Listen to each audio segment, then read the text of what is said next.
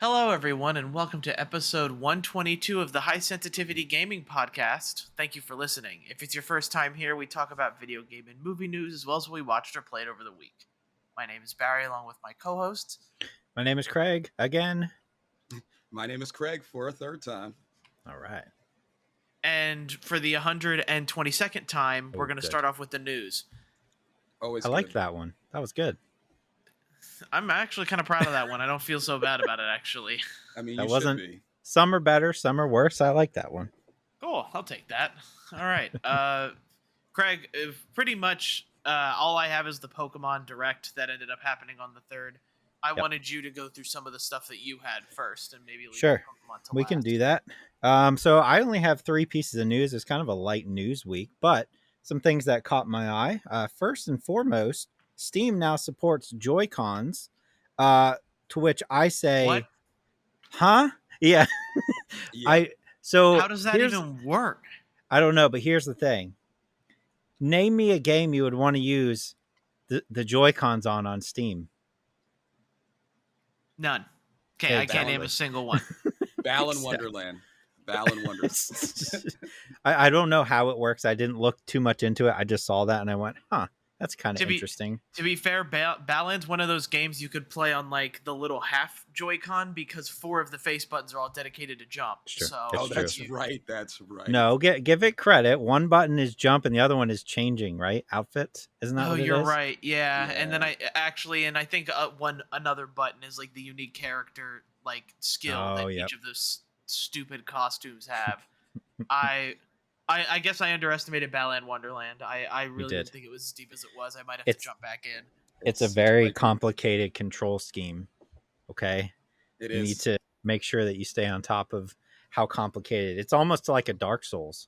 You It was know? well thought out. It was well Oh, you thought know out. what? It's in the menu where all 4 face buttons do the same exact thing. That's what I'm Yeah. Okay. remembering now. Okay. All right, that's fair. All right, so there's that one. Another one I have, Activision Blizzard earned more on their mobile games last quarter than PC and console combined.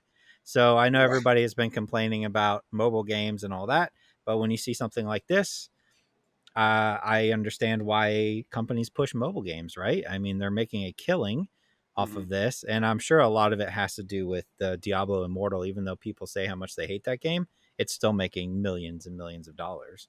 So Yeah, mobile it games is. are here to stay, I guess. There's just a certain market that needs that. Mhm. Kids. Not everybody can go. Kids. Yeah. Not everybody can go out and get the fancy console. If I was, I don't know, 8-year-old Craig, but growing up now, that's what I would be gravitating to. You know, Right. because I mean, when the original Nintendo came out, how much was it? Do we know? Was that like a $299. $300? Mm-hmm. Yeah, definitely not a question for me. Yeah, I only know because I had to save up, but yeah, $300. yeah. So when we're thinking about it, I mean, there is some sort of obviously inflation, but also hardware that goes into a newer system versus something like that. But not everybody can spring for it. There are still Right. people who haven't been able to get. And a PlayStation 5 definitely, but maybe in some areas even an Xbox Series X or S. So it just makes sense price wise and availability. And not Yeah. everybody has the money for it. And mobile games, you could play even. It doesn't have to be like a high powered iPhone or a Samsung S22. You could play that on a lot of other smartphones. So it's just quite accessible. You know? Yeah. Yeah, there's Go ahead. I was gonna say there's just so many different versions to now like how they make it accessible. Like for example, I'm a huge Fire Emblem Heroes person. You know, I've been playing we that know. game since it launched, and How much money Yeah. have you spent? I haven't spent that much, less than Okay. $100 in the 7 years it's been out. Okay. That's Okay. fair.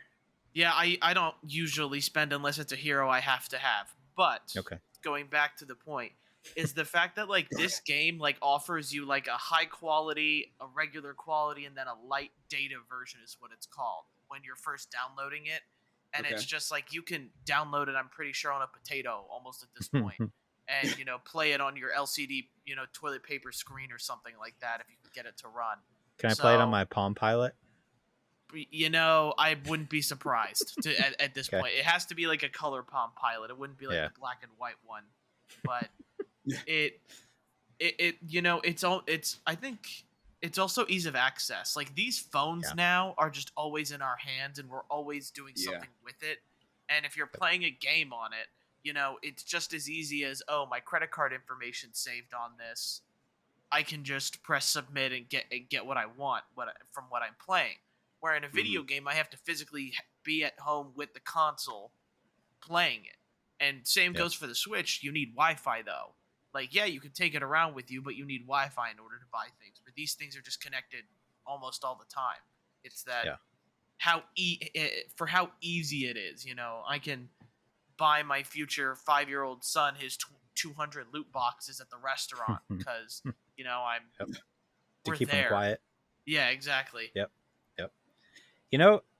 I feel like I read articles like this and I really feel like I'm in the minority because I don't even think on my phone right now I have a game installed.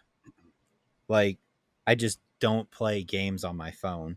Yeah. I have like a coloring app, but like that's it. I don't have anything, like no Diablo, nothing. And like I've always been that way where I just don't like playing games on my phone.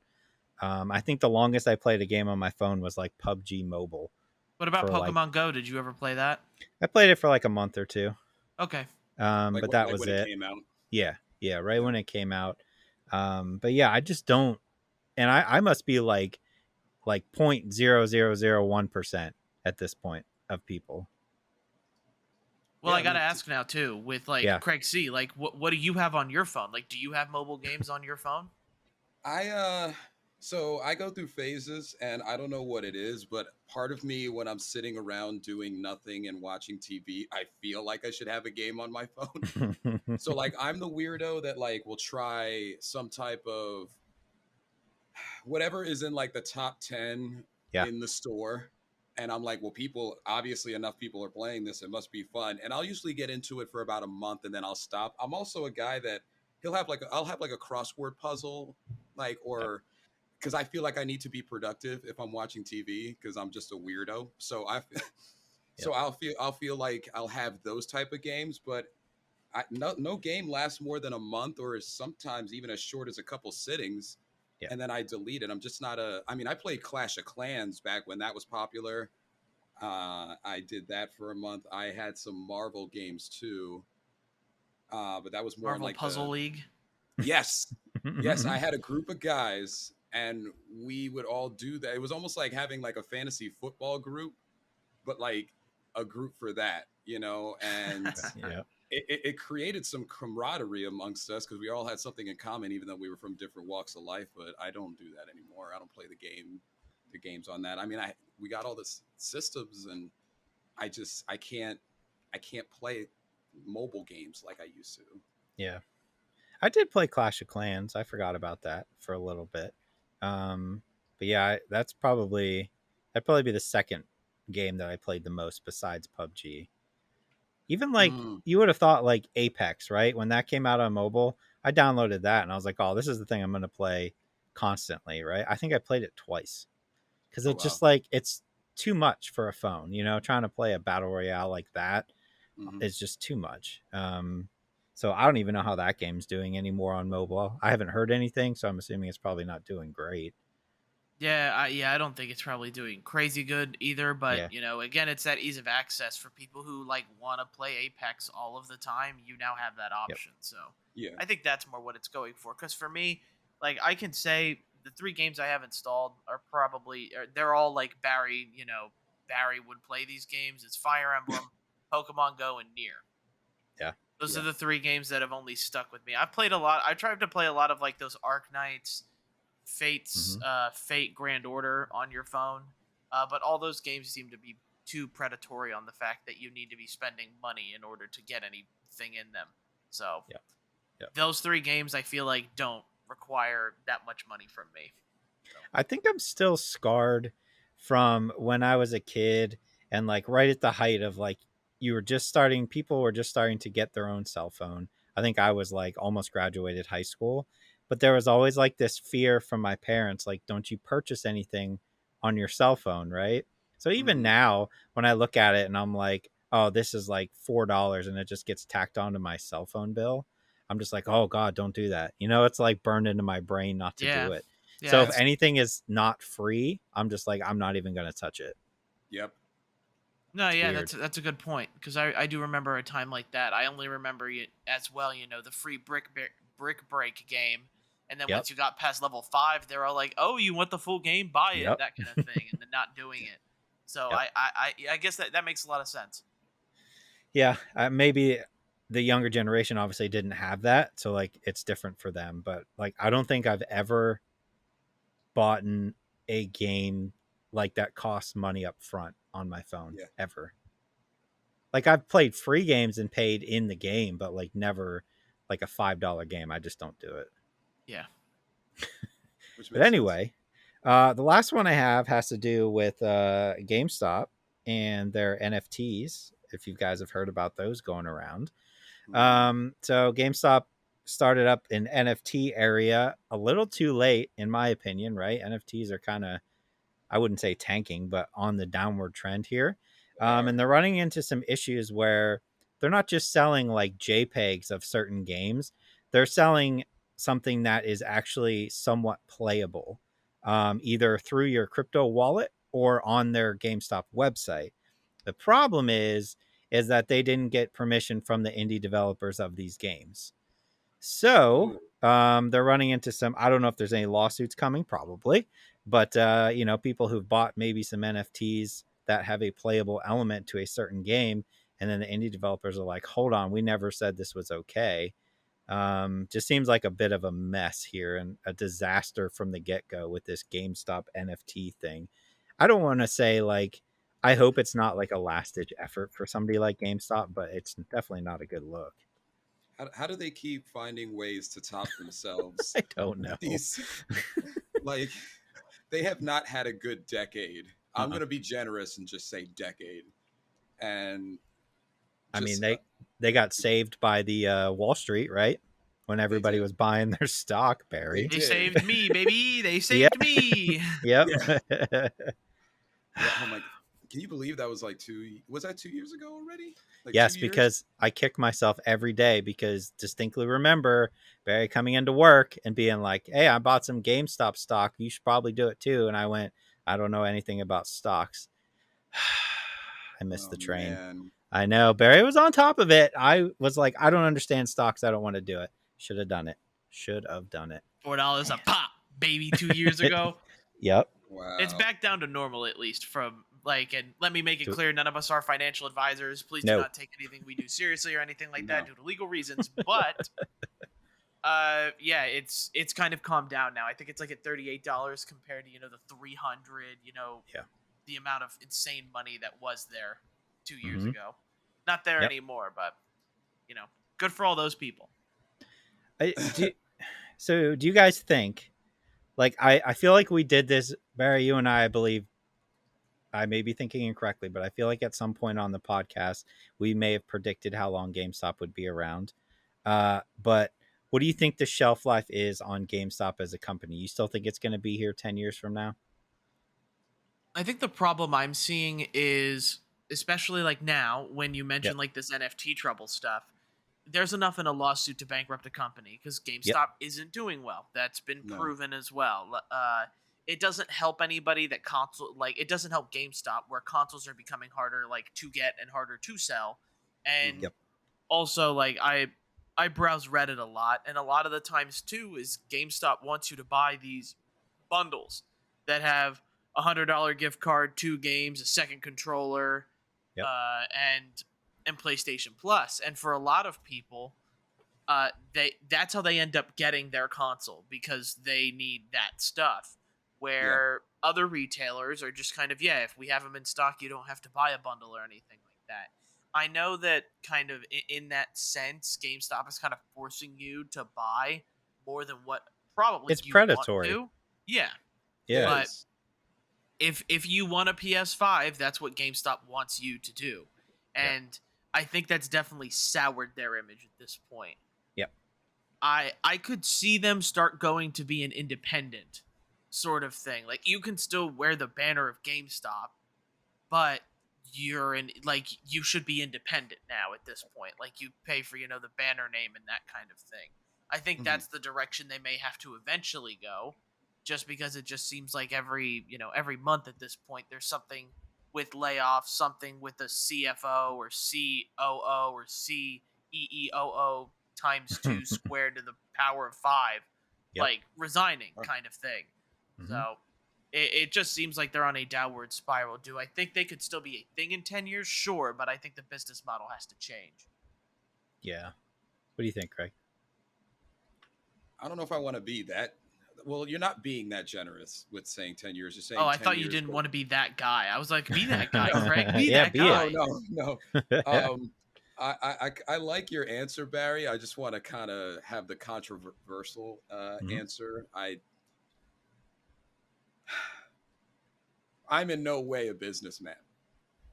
Yep. However, I don't know if they can make it past the next, I don't know, 5 years even. I feel like there's something that's going to happen that's going to be more drastic for them in the next couple of years that's really just going to set it free. There's just too many omens, and the energy from the company as a whole, it's almost like a negative financial palpable energy.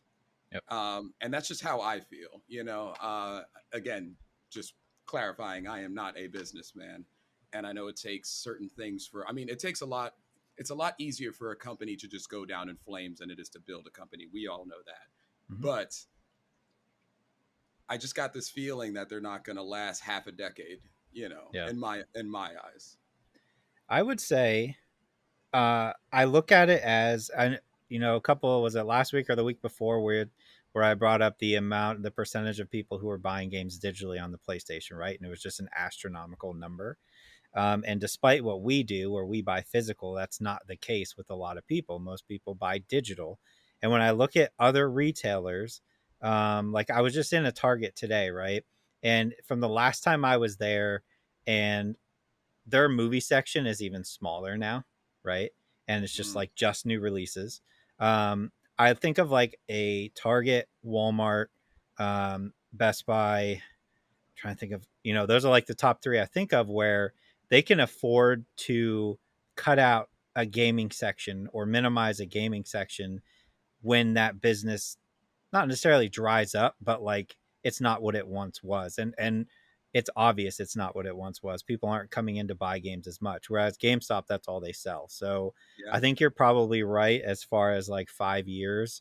Um, I thought I remembered hearing too that they were going to make a bigger presence in the retro gaming market, like selling wise. And I don't see that either. I see it on their website, but like you don't see that in a store, right? And I think that would help because then And you it's could not try and advertised either. right, because like you could try at that point and take out the smaller local retro game stores, right? Because they're in Yeah. every city, every town has a local retro game store, and you could try to take that business. But I mean, that's the only way I could see them doing better at this point because retro gaming is huge right now. Hmm. And they're not, it doesn't even seem like they're trying to tap into that. And part of it could be their trade-in value has always been not great. Yeah. So maybe retro wise they're really trying to stick it to people. But yeah, I think you're right. I think probably 5 years tops. They're not going to be, they may not be completely gone, but you're not going to see two in every town like you do now. Yeah. And like that's a good point. If they want to go and Starbucks, what Starbucks is to a mom and pop coffee shop, if they want to Mhm. go around and do that to a lot of uh, retro game stores or like smaller ones, I mean that's not a bad idea to kind of retain some capital or Mhm.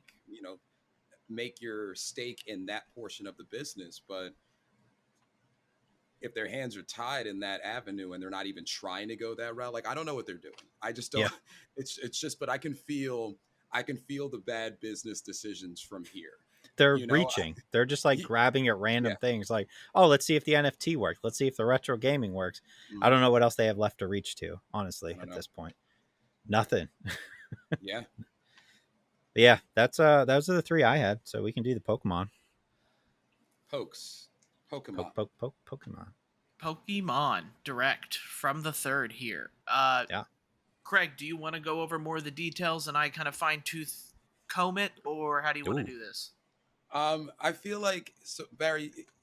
Everybody has like kind of like a hat that they wear in this podcast, and while you while you wear the anime hat, you also kind of wear like the gaming, like introducing, especially in a Pokemon sense, hat. So I'd like you to take it, and I'd like to comment about a couple of things. I mean, that's what we do here, so it's not like Sure. that's not going to be a thing. But why don't you take it away? All right, we get a big direct from Pokemon going over. They're bringing back the card tournament as well, bringing back VGC, doing it in person and in London, I believe, in Europe. Mhm. They also hosted a big like DLC thing for Pokemon EX Masters, another mobile game, and Pokemon Unite, a Switch and mobile game as well. Then we got into the meat of it, which was Scarlet and Violet, where this does look to change a lot of things. It comes right out in the first 5 minutes and go, this is an open world RPG, which is apparently a first for Pokemon, where I'd What probably about the last consider one? Arceus. Yeah, I'd Yeah. probably consider Arceus a Yeah. pretty open world RPG. But there's a Right. couple things to it as well. New, we're getting co-op, 4-player co-op, heavily kind of advertised in this. Yeah. It makes sense.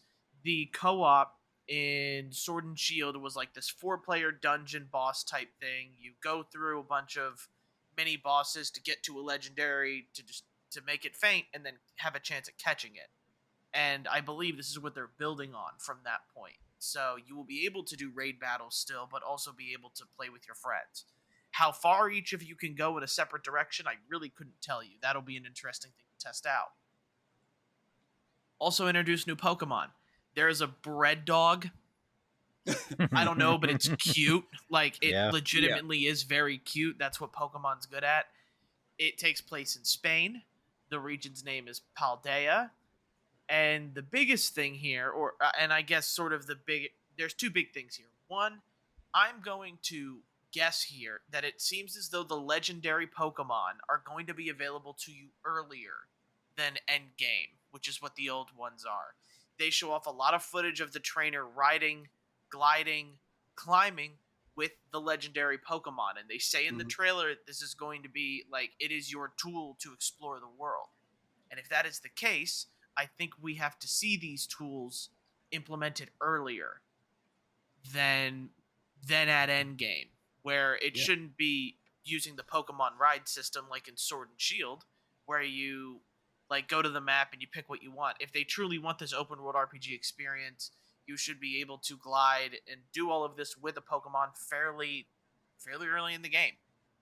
Yeah. Probably around the same time you get the bike, which is around the third gym battle in the originals. Gotta That love kind the of- bike. Yep. Didn't As- Arceus do it right, Barry and Craig? Like, didn't Arceus kind of do it right? Like, every new region, They didn't you do got a anything right. new traversal, kind of. So for me, I had issues with it because it felt like it took too long for them to do that for me. Because you I took felt- forever.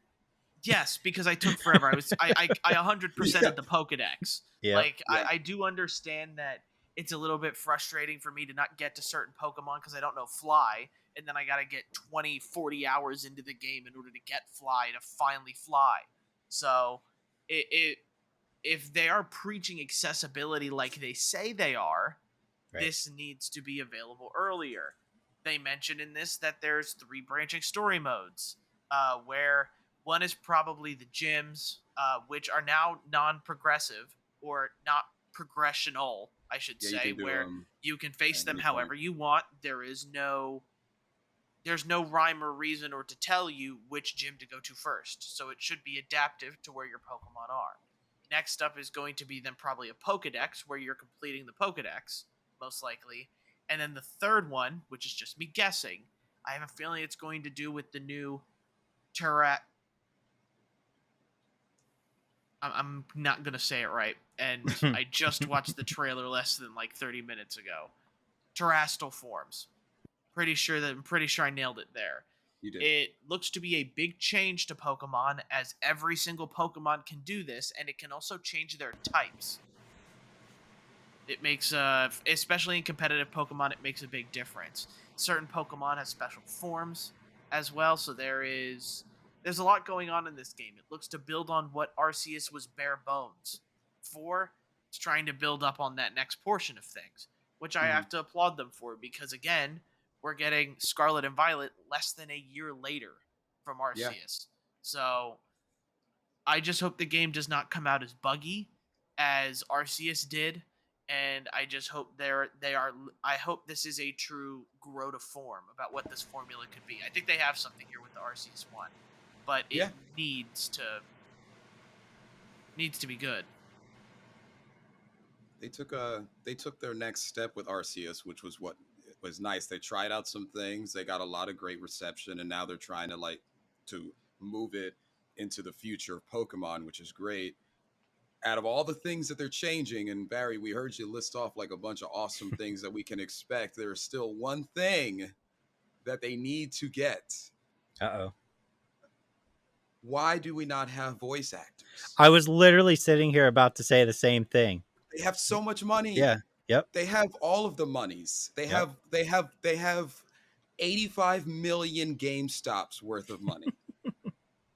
And we're getting legendary Pokemon early. We're getting even deeper. That's a guess. That's a guess. We're getting even deeper and brighter forms of Pokemon to be available. We're getting 4-person co-op traversal together.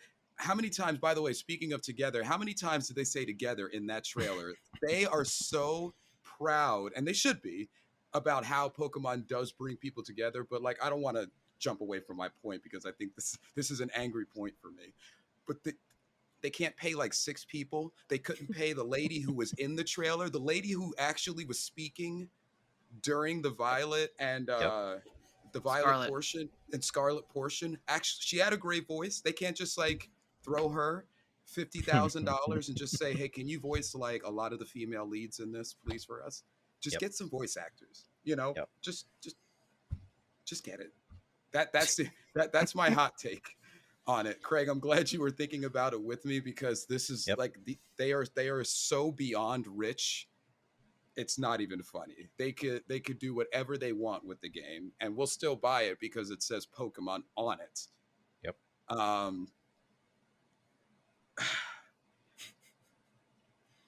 But just get some voices in there. Just get some voices in there. I don't know if you could tell, but I feel a little strongly about this point. Just maybe a tad, maybe a bit. I literally wrote that down when I watched it so that I wouldn't forget to bring it up. And I was so ready to go hard on how they refused to voice act, and then you did it, which makes me feel that much better that it's not just me being picky. But holy cow, man, is it that hard? Every other game in the world does voice acting. All of them. But why would they change? Why would they change anything that's not broken for that? Because people have short attention spans now, and people don't want to read that crap. I never do in Pokemon. I'm just like skip. So you might as well do voice acting.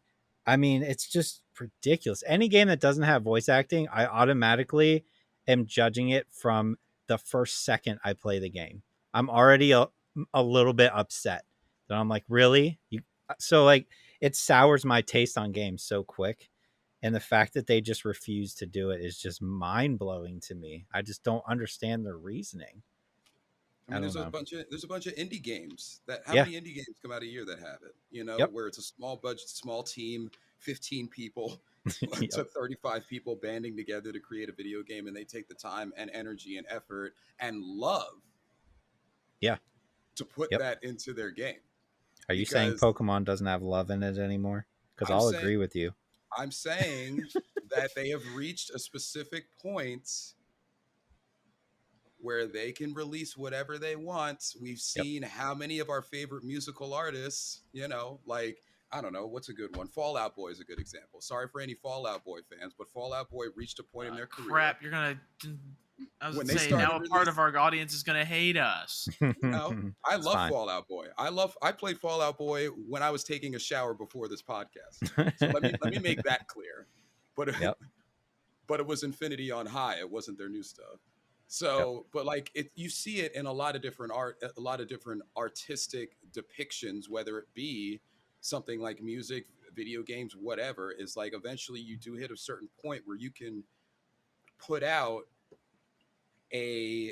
not less than stellar product, because that's not what I'm saying, but you don't Mhm. have to try as hard for your audience to not purchase the product. Pokemon is such an at-home name. It might as well be all of our brothers and sisters. Like, it might as well be a sibling to us, because what video game has literally raised 3 decades of children and Yeah. is working on their fourth?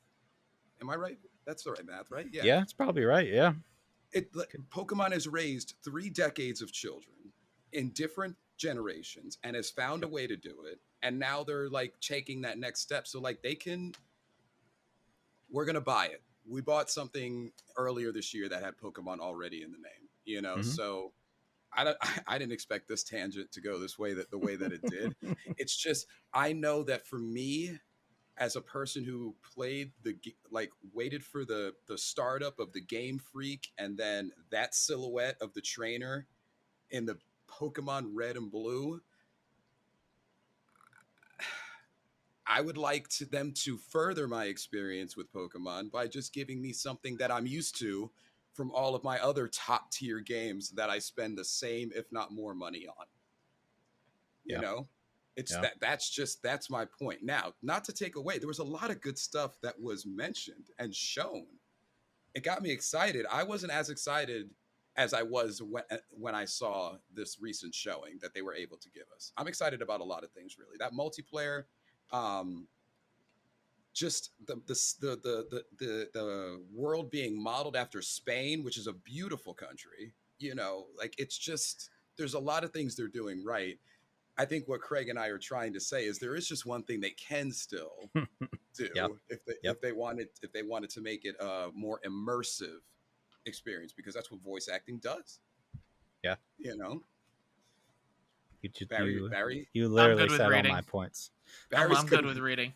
I mean, Well, it's Barry's because you do it all the time with like games that aren't dubbed over from the Japanese, right? he's I'm just playing. saying, like the average player, their attention span is non-existent because, and I'm guilty of this too, right? Like when I play Apex or Rocket League or Call of Duty, what's the first thing I do in between matches? I'm on my phone immediately, right? Like every time. So like I'm not gonna read this stuff. I'm gonna get to the point where I was the same thing with Arceus. That intro was so long and there's so much text that I'm like, oh my god, just let me play the game. Yeah, But with voice acting, it makes it a little bit better. So maybe we're picking on it too hard. I don't think so. I just think it's lazy, honestly. I think I want them to do it just so they can pick somebody like Harrison Ford to be Professor Oak.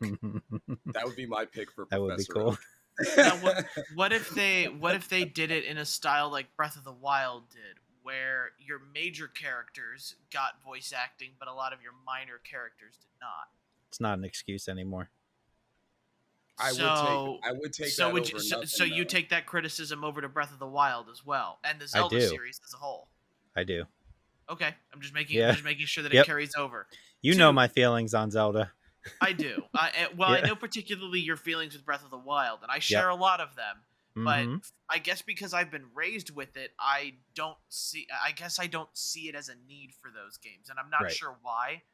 Because it's all about self-insertion. Yep.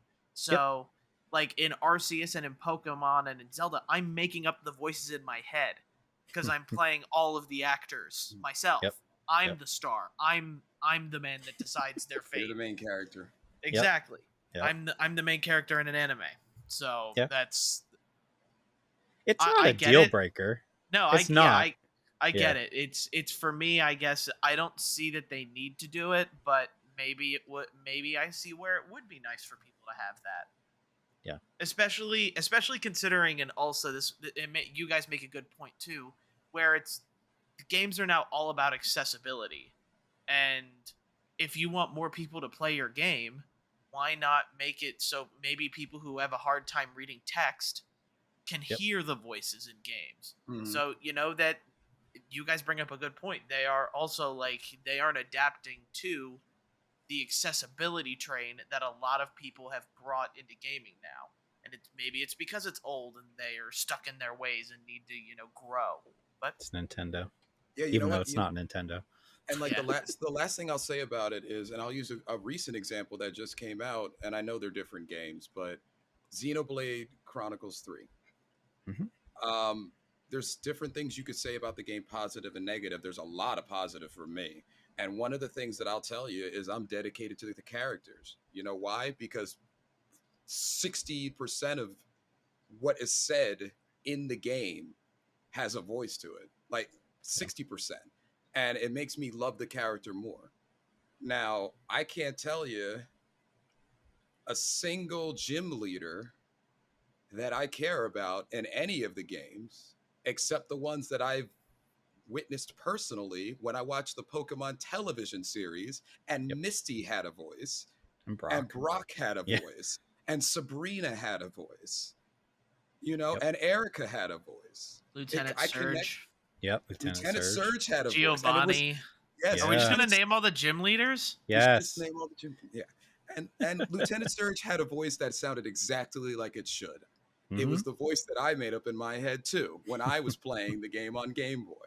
You see what Yep. so like the connection was there. I don't care about the characters in Pokemon, so I really have to care about the gameplay because they can't connect me to the the characters because I'm reading with no emotion Yeah. except like grunts and groans that they add. It's just I don't know. It's just a suggestion. And I'm not a rich man. They're the rich ones. They know the formula. So Hire us I'm as just voice actors. I'll do it for free. yeah. There you go. I would say this is the least hyped I've ever been for a Pokemon game ever. Oh, see, and I'm extremely excited for it. So that's Everything where... I saw, I was just kind of like, meh. Okay. I think I'm more excited than I was for Shield and Sword, Okay. but not for Arceus. That's fair. I didn't like Arceus though, so that's fair. But Did we make it through the news? We did Yeah. it. There's I believe we there's a just lot did. of there's a lot of angry yeah, rants in this news. Yeah, That's we're all great. just love it. jaded gamers, is what it sounds love it. like. We can do. Let's go to the games. Games this week, yes. I Hit agree. me with what you guys have been playing. I'll go Barry, first. why don't you go first, man? I played Xenoblade Chronicles 3, played more of it. I got a very good, definitive opinion on this game. Okay. I also have been playing a lot of Pokemon Unite Oh God. as of late, because of the 1-year anniversary of it. They're doing a whole bunch of promo stuff for it, so I kind of jumped in at the right time, I believe. Okay.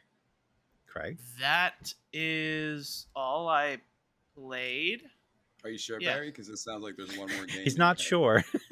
I I'm played trying- video games. I'm trying to remember, just because I don't remember turning on my Xbox or PlayStation really too much this week. So I know it's primarily Switch games that I've been playing. Okay. How about you? So I didn't have a chance to talk about Witchwood last Yes. week Yep. because we were focusing on Stray and a bunch of other things. And I also have been playing Xenoblade Chronicles 3 for the most part. And then I also have tapped into Monster Hunter Rise Oh God. because Stop. as of late, and I'm not going to say much about the game. It's going to be 2 minutes because the Okay. only reason I'm playing it is because I got a new gaming computer. So Fair. So I'm on Steam now. Like my wife and I, we got a gaming laptop. It's just the best thing because we both work from home. So it had to be portable. It couldn't be a desktop. Maybe in the future, a desktop is coming our way gaming wise. But we took the leap. We're on Steam. Got the Xbox controller sitting right next to it. That whole thing. So That's cheating. I gotta suggest some games to you. Yeah, for sure. please do. And that's actually all I'm going to say about Rise. So we'll do like all of our other games. I just wanted to say it. I just wanted to make a point that that this is what I've been waiting for. It was $30 on Steam. 30. Mhm. It's because, oh, by the way, everybody, they're doing a bunch of Monster Hunter like sales this week. Yeah. Rise was $30 on Steam. It looks amazing on the gaming laptop with the nice monitor. And the point I'm making is this is why I didn't get it for the Yep. Switch, because the Switch is behind everybody else. But that's another rant that's not happening. Craig, what did you Yes. play? I did not play any Xenoblade Chronicles 3, so let me put Yes. that out there. Oh. Yes. I played a whole bunch of that Turbo Golf Racing, the first one on my list of games that I picked. Okay. And then in my quest, since I've beaten Demon Souls, to go back and play games that I wrote off, I started playing Neo. Whoa. Oh, okay. Yeah. Yes. So where do we want to start? You know what? Actually, Can we start with Craig? no, get the Xenoblade Chronicles out of here, please. Okay, we'll just. Okay, fair enough. No, I don't mean that in a bad way because I actually like that game, but I just didn't play it this week. Go ahead. Barry, why don't you take it over? Xenoblade Chronicles 3, I finally made it like to past the first boss, so to speak, and Good, I'm sweet. probably, now more midway. And this game has no right to be as fun as I'm having. Mhm. And I think a lot of it has to do with the fact that all of these characters, I'm interested in what they're doing, who they are, what this world is, because they are dumping a lot of stuff on you after during that first boss battle. There is a They are. whole ton of stuff that they're throwing at you, and for me, it's just super interesting to see. Okay, there seems to be an organization that has every letter of the alphabet. Maybe, I'm not sure. They're all Yes. just calling themselves after letters. Yep. Now the party can form an Ouroboros, which is this almost Gundam type. I don't want to call it a Gundam, almost like a Power Rangers. It's kind of like what a did they used to call A them? Megazord. Megazord. It is a Megazord. Okay, I was Yeah, thinking yeah. Zoids, and that's another anime from a long time ago. Megazoids. Megazoids.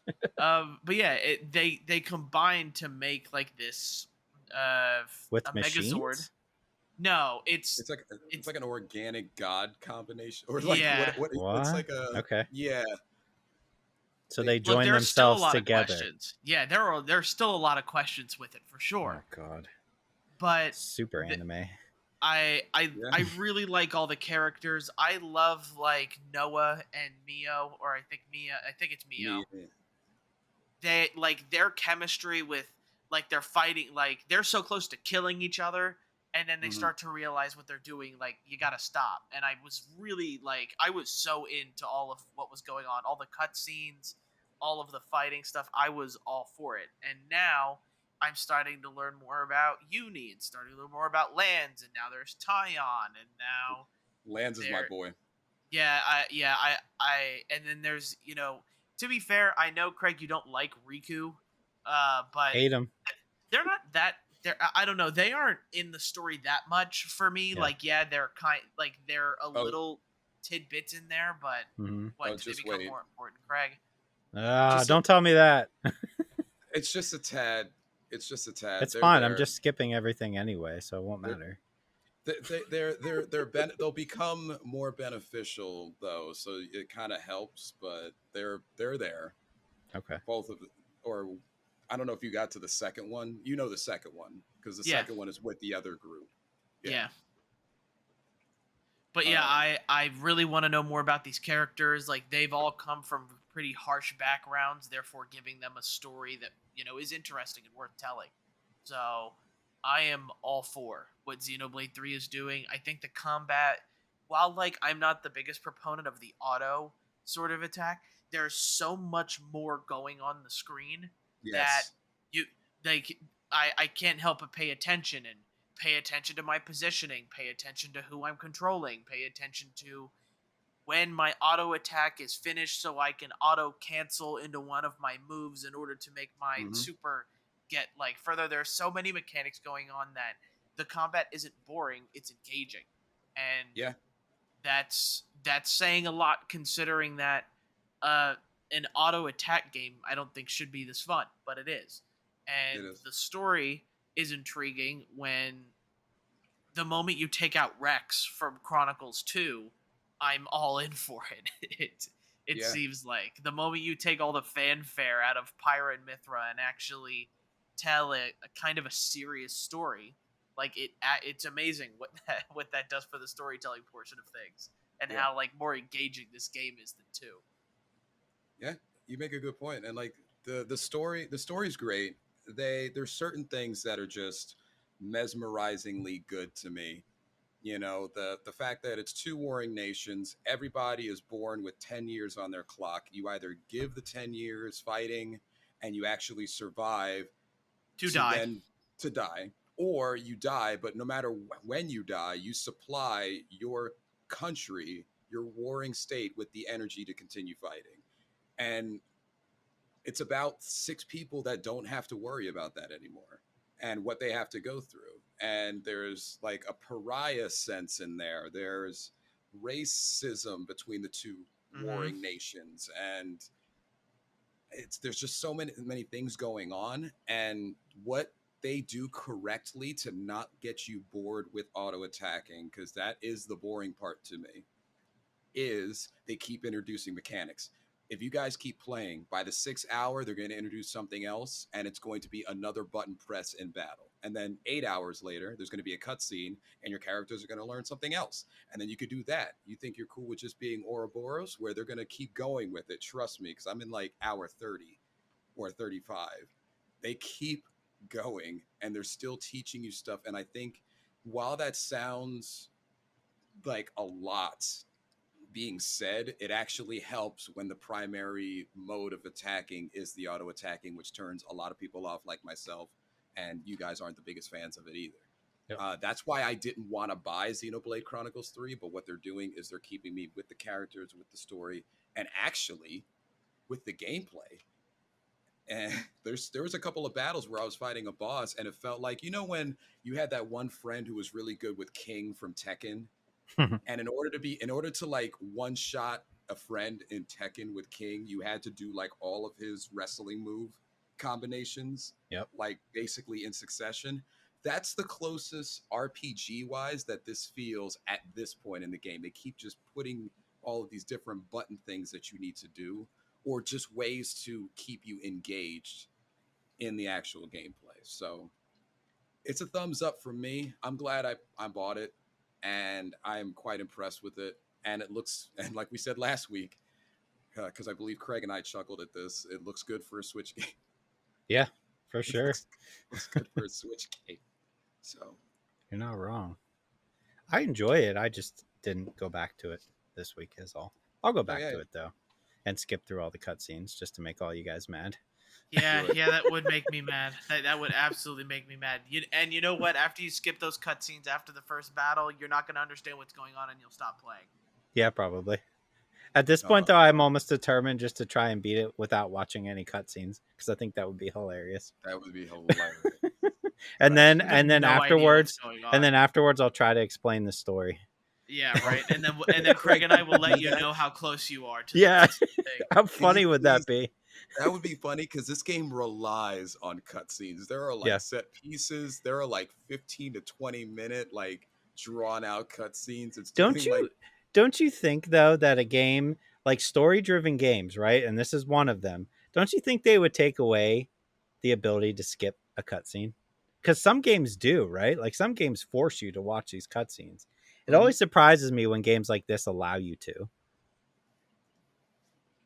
Yeah, that's a good point. I just have a feeling that, I think they're just trying to be considerate of people like yourself who are skipping through the cutscenes and don't care about what's going on. Nope. And I would love to see, and there's no really way of telling this, what are the numbers between people that watch the cutscenes and how far they get through the game versus people who don't watch the cutscenes and how far they get in the game. It would be an interesting study. I feel like most people would drop off almost immediately if they didn't watch the cutscenes, though. Because you're gonna be like, oh, I don't know what's going on. At one point, so you're confused. Yeah, for sure. But if the combat's that fun, I guess. Yeah, sure. That's worth it. That's true. Craig, do you want to do your the one you didn't get to do last week? Because I did look at that actually today, and I was interested. So yes. So Witchwood. Mm-hmm. So Witchwood is done by a studio called Alien Trap.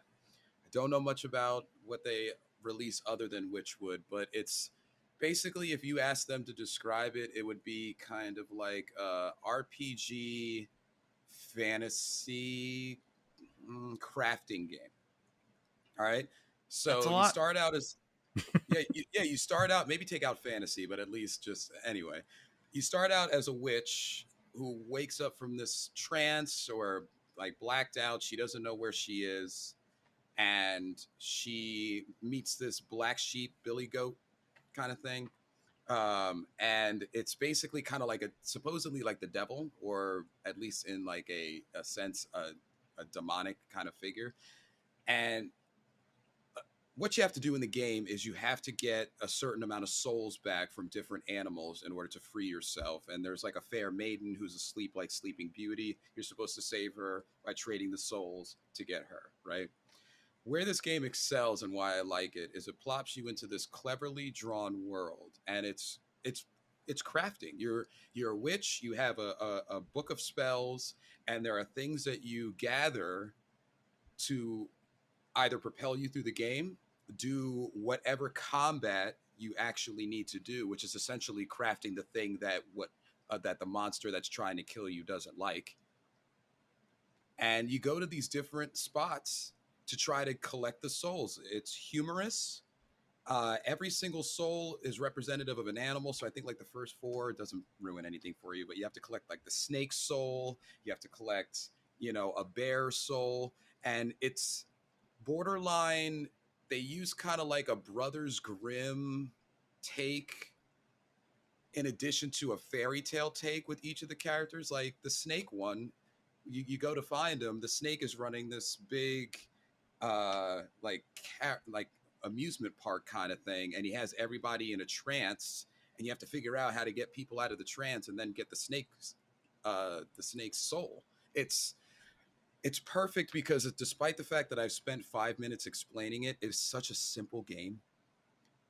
It's for everybody who just wants to take a break from a tough game. If you have somebody who likes to do those type of craft collection things, but not have to worry about losing, because I played the whole game and I didn't die.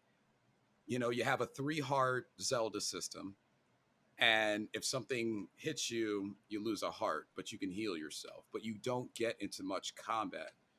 And it was just the perfect game for the transition for me before playing Xenoblade Chronicles 3. I encourage anybody to take a look at the trailer, because what really is going to do it for you is how clever it is and how well drawn and well crafted the world is.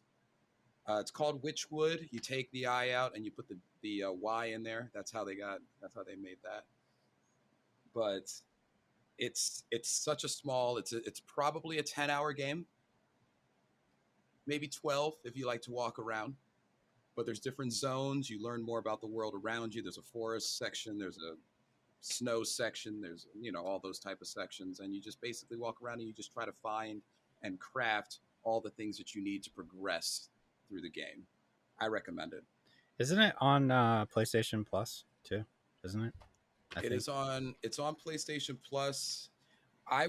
So here's the thing. I have to check because I bought it a month and a half or 2 months ago, and I just got to play it. So when you could kind of take a look and you can't tell whether or not what the price is. Or I feel like I saw it on there, but I'd have to double check. Yeah, I'd have to double check as well. But if it is, that's a good deal. If you have PlayStation Plus. Yeah, and if it's not, it's worth $20. I'll tell you. Okay. It's a $20 10-hour game. $2 an hour. Yeah, that's fair. Barry, Pokemon. Yeah, sure. Pokemon Unite. For me, a older game, about a year out now. We got a anniversary. This is baby's first League of Legends game, I want to say. You have your tank, supporter, defender, all-arounder guidelines, but they're just Pokemon instead of heroes, like in League of Legends. And you go around killing, what is... I shouldn't say killing, because Pokemon wouldn't like that. You go around taking down other Pokemon and getting points for it. and you take those points and put them into your opponent's hoop, is what it is, or like their zone, and then you put in a certain amount, it destroys that zone, and then you destroy another zone, and then there's their home base, where usually at the end of the game, by the time you're at their home base, you're getting double points for scoring points on their home base zone. Now, like there's a top lane, there's a bottom lane, and then there's jungler, and I'm gonna be throwing around a ton of terms that probably no one understands, to be honest. Keep throwing them.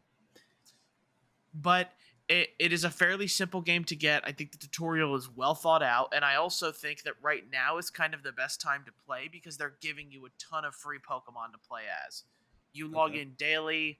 Like, I played for maybe about 2 hours the first day that I played last week, and I had 3 Pokemon I can pick from, and then they also have like limited time Pokemon that you can play for the time being until the week resets. So there's always like, if your favorite Pokemon's Gengar, you can save up for him, or if he's in the rotation, you can play him until he runs out, and then force yourself to learn a new Pokemon, or a new role, I should say, in the game. I will say that it is definitely a pay-to-win type game, especially there are these held items that can increase your health, increase your attack, increase your speed, and these items have up to 20 levels in them. So as you level them up, you do more damage, get more health, have more speed, that kind of thing. So people who pay to play this game have an advantage over those who, of course, don't. But right now, because of the first year anniversary, you can actually get pretty decently through some of the levels of the items, and be able to at least be a little bit competitive if you're looking to do that. I originally played this game because I was getting really tired of League of Legends. I was getting my butt beat all the time with my friend. We lost like 6 in a row. And then I went over to Pokemon Unite, where I'm probably playing against little children and beating them because, it's the restaurant analogy again. They want their kid to shut up during the restaurant. They're like, go play Pokemon Unite on my phone or on the tablet. So I'm probably, making a lot of little kids angry because I'm playing this game and beating them at it. But it's fun. I am having fun with it, even when I'm losing. I do think that there is fun to be had in this game, and it all has a really shiny paint of Pokemon on it. And as Craig mentioned earlier, as much as I wear the Anime Man hat for the podcast, I also definitely wear a Pokemon one as well. Isn't it fair to say that you may also just wear the Nintendo hat? You got the Nintendo hat. I don't know about that. You don't think so? Well, so here's the thing, and this is like completely different, of course, from the games we play. Yeah, I like Pokemon.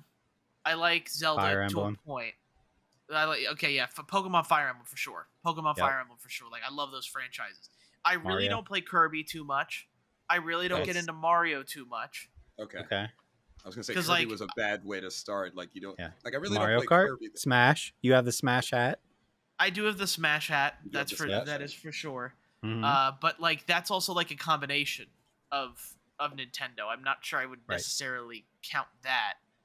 But yeah, you know what? I do play a lot of Nintendo games, but Metroid I don't play too much of, to be honest, as well. Animal Crossing I really don't care for. I think it has a lot to do with But you played a lot of it. Animal Crossing? Yeah. No, I didn't. I thought you did. No, I can bring up my stats right now. I don't know why I felt like when that first came out, and that's when we first started the podcast, I felt like you played it for a bit. But maybe I know I didn't. I played it for like a day or two and then stopped. I mean, I might have played it for more than a day, if that's what we're getting at. Okay. Of course, right now there's too many games that I've played recently to even tell you how far I am in the game. But regardless, I didn't get that far. I never got to the point. I think I added like 3 like villagers to my home. And stopped because I hated the crafting system. It's one of the most convoluted, most frustrating things ever. And if that makes me a non-Nintendo person, so be it. I think they'll still let you be a Nintendo person. Yeah. But yeah, Pokemon Unite. It's definitely very beginner friendly. If you're looking to get into that type of game, which I guess I really don't have a name for that type of game, to be honest. League of Legends ripoff. I suppose that League could of fit. Legends side game, like Yeah, but light yeah, Because but there is like it's not an MMO. It's no, not. it's not an MMO. RTS. It's kind of, I guess. Yeah, I it's like guess an RTS. StarCraft. I'm gonna look up the word because there is a game. There is a word for this, but no, I'm Okay. gonna go look up the word for what type of game League of Okay. Legends is. If one of you want to go into Sure. All right. So, first game on my list of games I fought for to come out so far this year, Turbo Yeah. Golf Racing came out on. I think it's on PC. It's on Game Pass on Xbox, which is where I'm playing. It's in preview status, so it's not Okay. fully released yet. So it doesn't have like achievements. If that matters, Barry, did you find it? I did. What is it? And the moment I found it, it's a MOBA. MOBA. Yep. A MOBA. Multiplayer online battle arena. That's exactly it. It's a MOBA. Yeah. Okay. So Turbo Continue. Golf My apologies. Racing. I do have to point out it's made by Huge Calf Studios, which I think it's like 6 people. So very, very tiny studio. I've been seeing a lot of people saying like, I can't believe you haven't gotten sued by the Rocket League. This is a blatant ripoff of Rocket League. I wouldn't say it's a blatant ripoff. It definitely looks like it, right? The cars kind of look the same. They definitely don't handle as smoothly as a Rocket League type game, but I think the idea is very strong. I'm having a good time with it. It is extremely hard to master. I got 2 wins early, which, a win consists of when you play online, you play 3 holes. And then you get a certain amount of points if you finish between first and I think 8th. I think there's 8 people. So I got 2 wins the first day really early, and now people are starting to figure the game out. So it's a lot harder than it was. There is no like strokes, right? It doesn't matter how many times you hit the ball. You just have to be the first person to get the ball in. But there's a lot there as far as, when the first day I was like, just run into the ball until I realized halfway through the day that you can like push forward, lean back on your car to kind of get more, if you want more height or if you want it to stay on the ground. There's power-ups to pick up. I think it's a very well done game. I'm having a lot of fun with it because I'm such a big Rocket League fan. Like I love Rocket League. I play it almost every day. So for me, this is like right up my alley. I'm going to be interested to see if it sticks around, right? Because I don't know if it's going to have the staying power unless, I don't know, they update it all the time. As of right now, like they have a season pass, but it's completely free. So as you're leveling up, you're just getting cosmetics for your cars, which is cool. But yeah, I'm having a ton of fun. I would recommend it to people. Like I said, it's on Game Pass, so you don't got to pay anything for it. I didn't even look to see what its rating is at, but I would assume it's probably halfway decent at this point. I think it needs a little fine tuning, but I think it's going to be something that I think personally is going to stick around at least for a little bit, until Rocket League decides to do a golf mode, and then they're screwed. Right? They're totally screwed if Rocket League does that. But I am kind of interested to see if Rocket League does anything, right? Like if they are like, just let it be, or if they actually do try to go after them for some sort of money, because man, some of it you cannot deny is like almost identical. And I'm just like, I don't know if you guys just straight rip the code off here or not, but it's close. But yeah, check that out. I am enjoying it so far. And then my other one was Neo. So I've been like bouncing around. I was looking on PlayStation Plus for like, all right, what's the next game after Demon Souls that I skipped when it came out, or I played for like 20 minutes and gave up on. And I found Neo was on PlayStation Plus. I'm like, let me start there. I remember playing it, but not for very long. And man, I love this game. This game's great. Yes. It's so good. It's what I want in a Souls-like game where I have a very set path to follow, unlike Elden Ring. Still playing Elden Ring, but like I enjoy that. Like, here's your level, get through it, and I'll do that all day, every day over an open world Souls game. I still think it doesn't look terrible, right? I have it on performance mode, so I'm getting that sweet, crispy 60 frames, which I think is important. I did play a little. I went back and tried a little more Bloodborne as well, but I think since there's such a gap between when I last played it, I had no idea where I was going. I kind of wandered around and found a boss and died, and then I went and downloaded Neo. So, but I'll go back. I will go back to Bloodborne. I will. I was enjoying it until that point. But yeah, I really like Neo. I obviously there's Neo 2 out there that I'm gonna have to try too. I don't know how long is Neo, would you say? It's like, can it be like 60 or 80 hours, Barry, depending on how. Is there a lot I of levels? There's a good amount of levels. Okay. There's definitely it's a nice chunk. It's a pleasant chunk. It all kind of depends. They'll say, you could say this about any Souls game though, but it Yeah. depends on how much you die, get Right. frustrated. yeah, When I played it. Oh, go ahead. I was gonna say I think I was about at 30 Okay. hours. I think for me. Yeah. But again, like it's a type of game that like you are going to understand and get better at as well. So like Right. the more you play Souls games, the more these games get easier, and the That's more what I'm you saying. learn, Like, and the more you learn to cheese them. right, right. Yes. I immediately jumped in and felt comfortable, which was nice, right? Yeah. So now I'm just like, man, there's this whole wealth of games out there now that I have to go back and replay because I never gave them more than an hour. So obviously Neo and then Neo 2.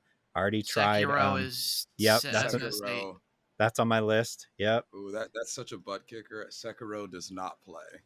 Yeah, and That I game. played that when it came out. That's probably the one I played the most. Okay.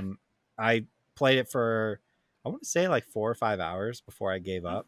But I'm excited to try that one again.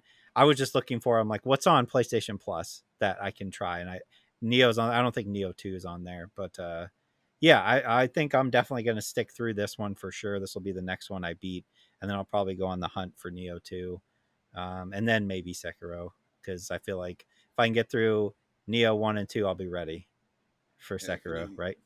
Yeah, if you need to borrow it, I got the collection. Okay. Which is not saying much. It's 1 and 2, but it came out in a collection for PS5, so Okay. You're gonna love the bosses in both games too. They're fantastic. Like, Yeah, I think I've only well done. I played like that first boss, which doesn't really count as a boss, on top of Mm. the castle or the dungeon or Oh whatever. yeah, That was that real guy. quick. But yeah, I think it's cool. I like the different stances you can take. I'm partial to just the standard sword, not 2 but 1. I think that feels like the Okay. right way to go. I've been using like the heavier weapons as well. Those feel pretty good. I tend to gravitate more towards like slower, steady, more damage, which is weird because I don't usually play games that way, as opposed to like rolling around like a crazy person. But I feel like in Neo, you kind of have to, right? You got to dodge more than trying to block. It doesn't seem like block is very successful in that game. Yeah, it's hard to figure it out. Blocking Or countering, I it, guess.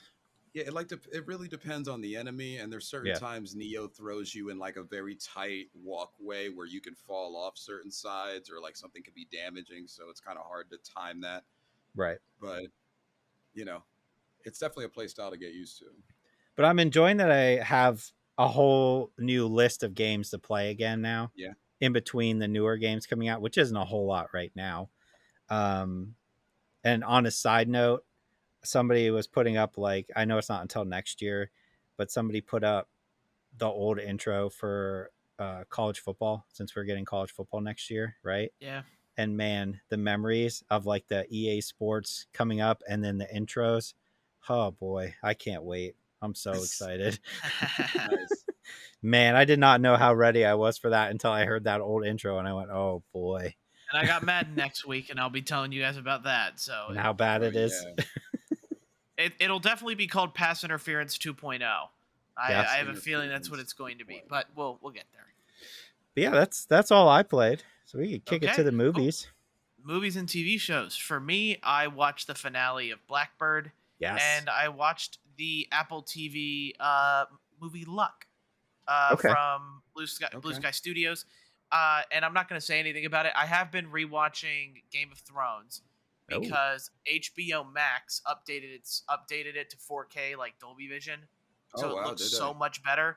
Like I do have to tell you guys, like, getting to watch this now, but getting to watch it in like that 4K like streaming setup, it looks so good. Like, it is amazing what episode 1 looks like.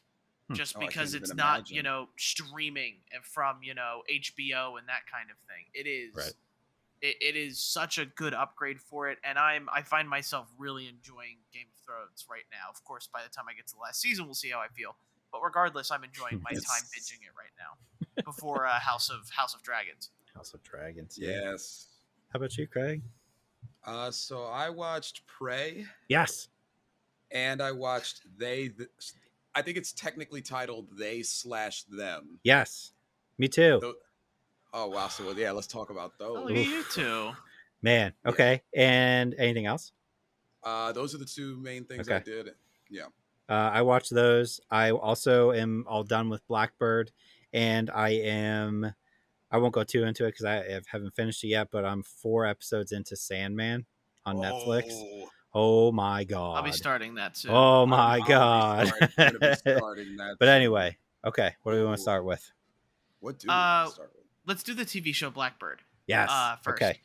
Yes, I gentlemen. can't tell people enough. Watch this show. So good. That last episode was so worth it. Like Yep. the tension, the chemistry, the acting, it's all like outstanding. I can't recommend it enough. It is such a creepy, eerie type of show.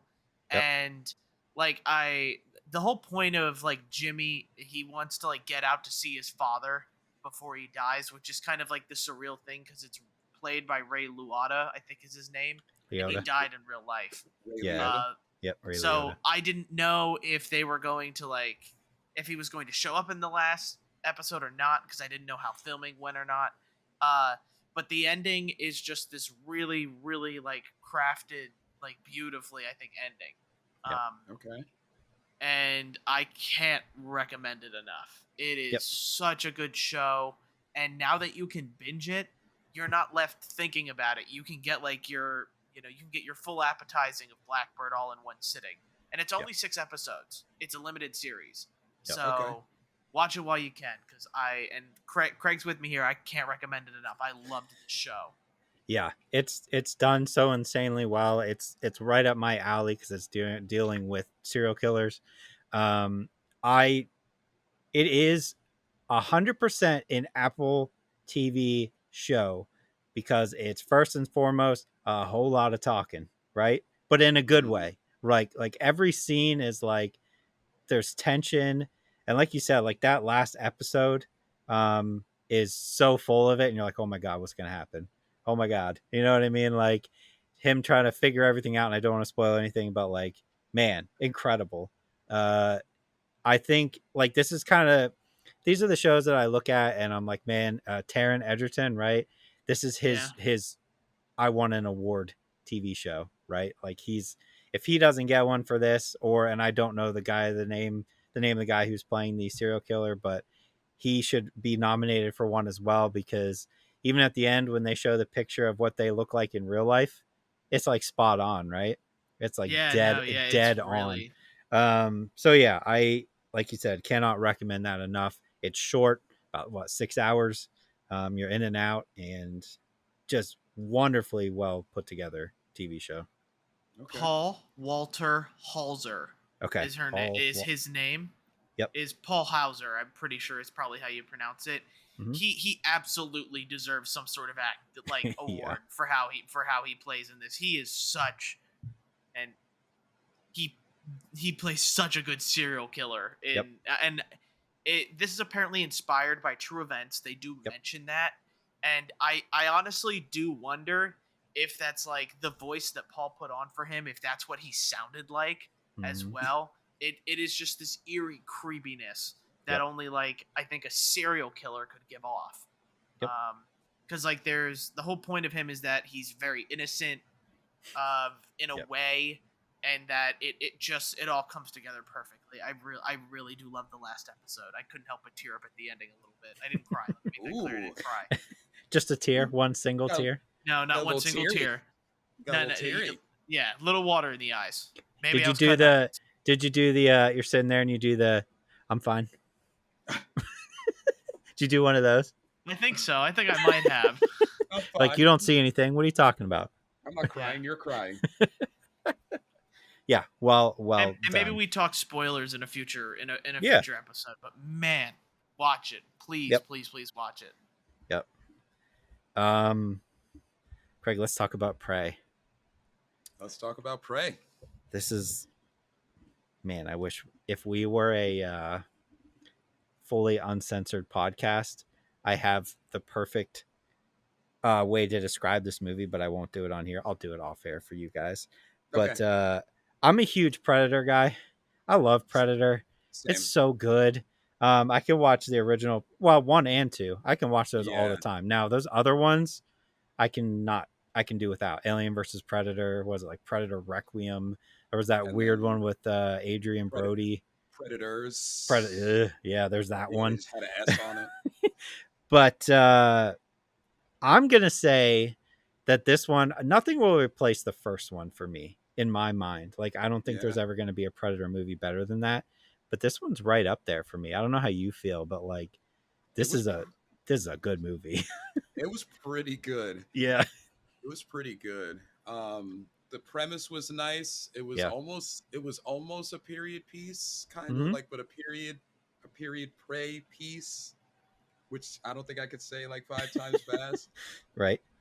But it basically it's a Native American and a Native American tribe. I think it Yep. was the Comanche Yeah, I believe so. Or Cherokee, one or the or other. Cherokee. I'll look it up. Um, and it was them versus a lone predator. Like that's Yep. what I like about these predator movies, and what I dislike when they try to add like 20 of them. Because what's cool about Predator is when there's an unsuspecting group of people in a remote-esque location that are unaware that a predator is just down there, and he Mhm. stalks and starts killing people, and then slowly the surrounding population figures it out and then has to combat him. And that's what this was. It was a young Native American woman who was originally a healer Yep. but wants to be a warrior. She's got the typical trope where her brother's like the best warrior of the He was warriors.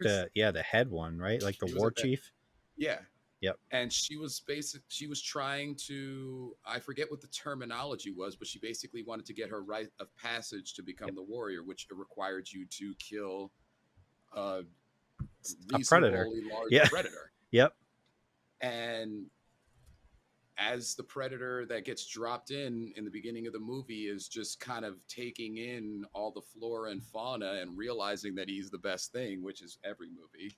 Yep. You know, she finds out that it exists, and obviously nobody believes her, but it's about them being in the woods and her trying to basically escape and get back to the village. But the good thing about it is that, number one, the predator I thought they made look cool. For a 2022 predator, he looks great. And that's half of what a predator fan is looking for, is whenever in the movie the predator takes off its mask. Mm-hmm. We're waiting for the moment, because that moment blew my mind as a kid. And like all of the predators, especially definitely just 1 and 2 is what I'm going to focus on. Right. So you're waiting for that moment, and they made him look really good. You know, they can make this particular creature look cheesy, and I don't think this one did. Craig, I don't know if you noticed this, but I did have I did have one small thing that annoyed me about it. It wasn't even annoyed, but I just kind of went like, is they were speaking in English, but in a Native American dialect or a Native American colloquialism like type of way, but they were like occasionally swearing. Yeah. And it sounded out of place. It did. Because like they were speaking, and they did a good job of nailing, at least in English, like and I guess like sounding more like Americanized English, and like with a less of a Native American twang. They were nailing that speech, but then they would throw a swear word every so often in it, and it just kind of threw me off. It just made me go like, wait, what? Like, why is that? I don't know. I always get thrown off with, like, this takes place about like early 1700s, I think. And it is Comanche. You were right. And I always get thrown off when movies have swear words in like from that time period, because in my mind, for whatever reason, I just assume that people didn't swear back then. I know they did. but Yeah. like I don't know, it always throws me off. What I will say, because it is kind of weird that they like mix, they'll go kind of back and forth with like their Comanche language and then English. They have on, it's just on Hulu, they have, along with the English version, a fully dubbed Comanche version in native tongue. And Oh, like if you're cool with reading, I watch both. I would recommend watching that version, because yeah, it's not going to match up with their lips, right? Because it's dubbed, but it works so much better them just fully talking in their native language. It's so cool that they did that. Um, and like you said, like the thing with Predator that I think works best and what they kind of got away from is, at its core, Predator is, they're a race of highly intelligent hunters, and all they do is they drop on a planet and they try to find the best people to fight against. That's all they want to do. yeah, And they do such a good job in this of like when he first sees the girl, he doesn't consider her a threat, so he just leaves her and walks on. That's what Predator is, right? They're looking for the yeah. baddest person so that they can take their skull and spine as a trophy. That's what they want. It doesn't need to get any more complicated than that for a Predator movie. That's it. And the other thing that I really enjoyed was, Predator always has like the high tech stuff, right? He can make himself invisible. He's got Mhm. like all these gadgets. I really like that he still had them, but because it's so long ago, they weren't as high tech as they were in the original Yes, Predator like movies, right? the Yep. the Yep. bomb sleeve. Yep. I They're forget still what. like highly advanced alien technology, but it's like even his mask was like more appropriate to that time era than it Yeah, would be in the future. I thought that was really cool. And there's like a few nods. There was the line where he said, "If it bleeds, we can kill it," from yep, Predator. There is the gun that she gets later is from yeah. Predator 2. And Predator Yep, 2. yep. Yep, I I was like, saw that and I oh was like, man, yo, just little yeah, callbacks that I'm just like, yeah. yeah, they did such a great job. Yeah, cannot recommend this movie enough. It was fantastic. It's great. It's Hmm. great, And it's short, right to the and it point. is short. Yeah. Yeah, I was recommended it today. I might try and watch it. We'll see. Yeah, I mean, I would say watch it and see what you think, and then maybe try like the older ones because they still hold up. They do. Yeah. 1 and 2. I Yeah, mean, 1 and 2, great. and Danny Glover's Arnold. hilarious. Yeah, I know. Arnold in the first. You got Danny Glover in the Yep. second, Man. But yeah, and they're both great protagonists. Oh, yeah, they are. I'll What else talk we about got? Luck. Yeah, go for it. It's the talk about animated Luck. movie, right? Yeah, the animated movie from Blue Sky Studios now, Hmm. from Apple TV. Really fun kids movie. I thought animation looks really good. I thought Blue Sky, as long as it's not Minions, I think they do good stuff. To be completely honest with you guys, I do like the whole, and it is a very like type of self aware movie, and you'll know how you feel this. It's there's always the one person, or even you yourself feel like it, where like everything bad happens to you, like it's all just like over and over and over again. It's bad luck after bad luck after bad luck, and then you always know the other person that's always so lucky. In this world, it's just a matter of, and you find out that luck and bad luck are controlled in a way where it is completely random, and some people just have bad luck, and this one girl that has phenomenally bad luck finds a lucky coin and starts to live like life better. And how these children grow up is the girl. She grows up an orphan. She's 18. She never gets adopted. But she's very close to the younger kids in the orphanage. And her thing is she wants to have her friend at the orphanage find her forever family because she doesn't want her to grow up like her. So the whole goal of the movie is trying to get this lucky coin to this girl, so that Okay. way she can find her forever family. I really think the notion's really sweet.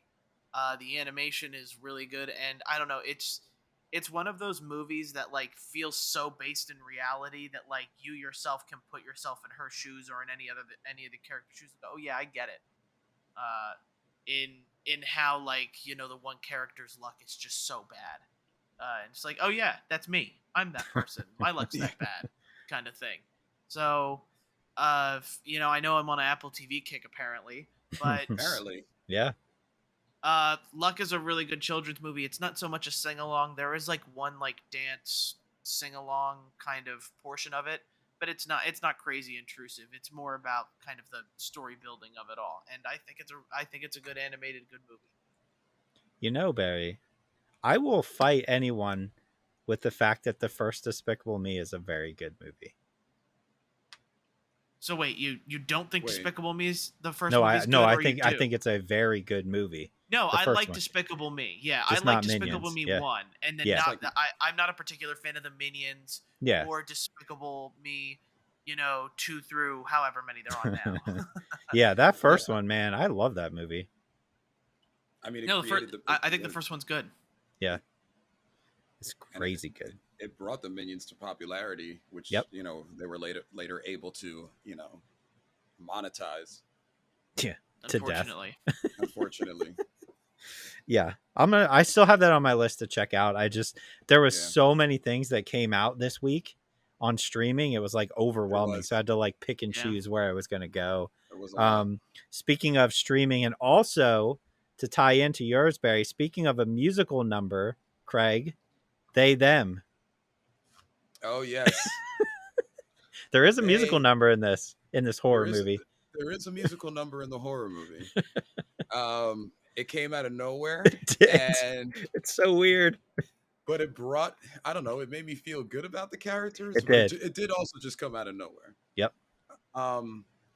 I'm But- so curious your opinion on this movie. So I was excited Mm-hmm. because it's a different idea. Yep. It's an idea in the last decade or two, would only come up within the last decade or two because of where we are. Yep. I was excited. So basically the premise is that Kevin Bacon runs this conversion camp, and there's a group of LGBTQ people that come to the camp, most of them either coerced or forced by their parents. Yep. And it's coming there to get them straight or get them the way the parents want, right? And Normal in quotations. normal, Right. exactly. Yep.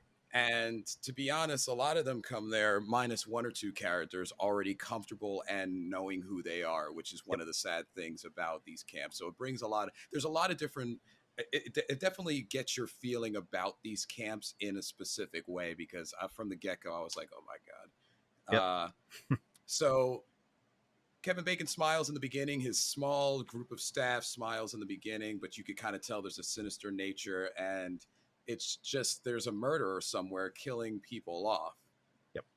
And without ruining anything, because this movie is literally like 3 days into a streaming access. My Right. opinion, I love the characters. Mm-hmm. I got really attached to a couple of them. And I don't like what the killing route took. Now, I don't know if you had a similar idea, but I feel like this movie, because of its ambition and because of the subject matter, I feel like they wrote a great premise, and then they got too scared to do something too crazy, so they had to think up whatever M. Night Shyamalan closest ending they could. Yeah. And they just threw it in there, because at the end of it, I watched it with my wife, who, if you watched last week's podcast, you viewers and watchers, she was on here talking about Stray. At the end of the movie, we were like, what? Yeah. It just didn't turn into a good movie for us and for me. Like, it started off with the hopes of it being that way. The trailer really enticed me, but the decisions that were made about who the killers was, I'm going to keep you guys on your toes, who the killer or killers were, or who did get killed. I didn't end up really liking it as much as I thought I would. I don't know how you felt about it, Craig. It's interesting because I also watched it with my wife, and she like absolutely loved it. Yeah. I like the movie. I really like the characters a lot. Yeah. It's All the of best part them. of the movie. All of them are phenomenal. yeah, they did such a good job with the characters that I was like, all right. I do think that, try to find a good way to word it without spoiling. I think they felt boxed in into writing it that certain characters would not die. Right? Like I feel like that's the best way to put it. That was a Where better way than I put it. That they was a like better way than I put they it. felt like they couldn't. Whereas I Yeah. feel like you could have and still had the same effect, right? And Hmm. because of that, that fear of not killing certain people, it changes the entire movie. Yep. Because some people then are like, well, this person or this person has to be safe. So like, okay, now we gotta, how do we write a story around that while keeping this person safe and not this person, right? Um, so it's tough. I get it. Like that's a tough subject matter to write and do It correctly. is. I think they wrote the characters absolutely phenomenally. They did. Um, I was so attached to every single one of them. Hmm. Um, but yeah, I think they felt like they couldn't do certain things that I think would have made the movie better. Yeah. You know, because you're so attached to the certain people, and like if they would have maybe taken out a few of them, it would have hit harder. Yeah. But overall, I think I enjoyed it. It's just like you said, it's not the ending I expected. It was It's not. different than what you expect when the movie begins. You know, you're Yeah. like, oh man, this is going to get crazy. And it does get It's. crazy. It does. It's a But great premise. yeah, It yeah, really it is. just, it could have been like, this movie could have been in my top 5 for the year if they would have Yeah. changed a couple things. But because they didn't, I I don't think it hits top 10 Yeah, for me. I completely agree with you.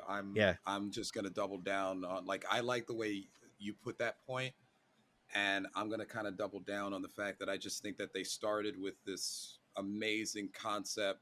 The characters are fantastic. They are the Mm-hmm. best part of the movie, hands down. Yep.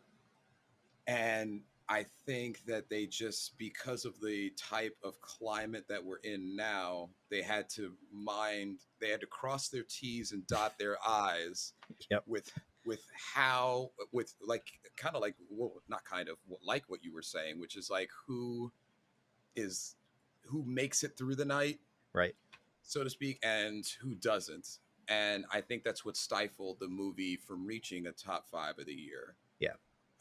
And Potential was there.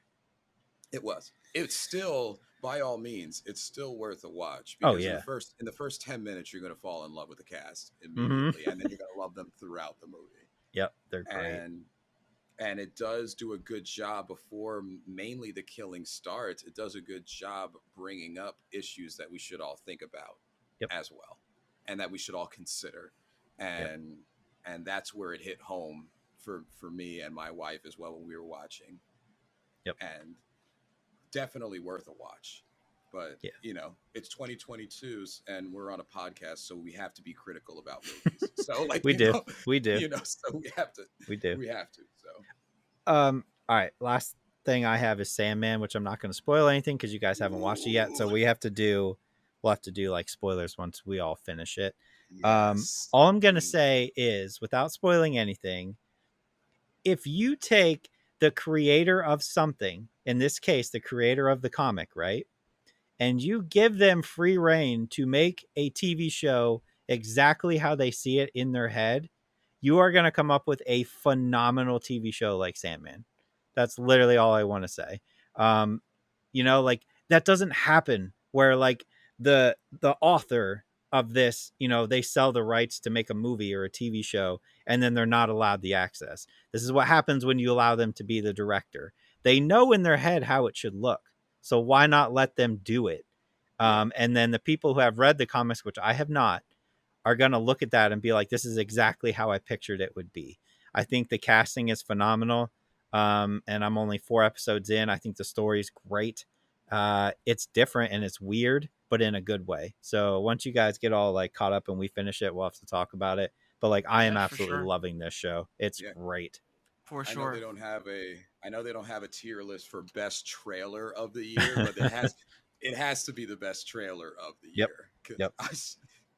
So, but yeah, Crazy I'm good. excited. Go watch it. Okay, well, that's at least a brighter note to end on. They Yep. them for sure with Yes. with watching Sandman for sure. The Sandman is. I plan on watching that as well. Hmm. I do want to thank everybody for listening. We're going to go ahead and end the podcast here. If you enjoyed it, please make sure to share the podcast and review it on your podcast platform listening of choice. Make sure to on YouTube to like the video, share it, subscribe to us if you feel so inclined, comment on it because we read the comments. You can also email us at highsensitivitypodcast@gmail.com if you have anything you want read on air, questions, hypotheticals that you'd like to pick our brains a bit more about. Again, thank everybody for watching, and we'll see you guys next time. Bye. See you later. See you guys later. Oh, and before I say bye, I did forget. We are taking a week off next week, so Yes. there will be no podcast. We may do a video thing. We'll see. Can't believe I forgot that, even though we talked about it at the beginning. That's what happens. Catch you guys next time. Later. Later.